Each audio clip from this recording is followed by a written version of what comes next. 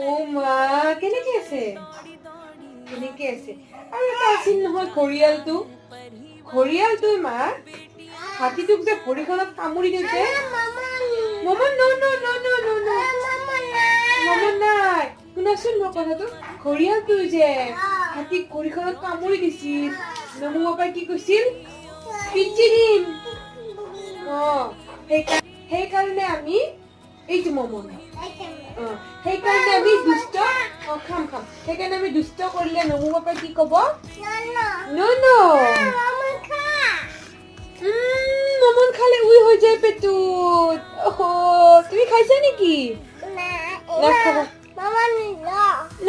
না উই হৈ যাব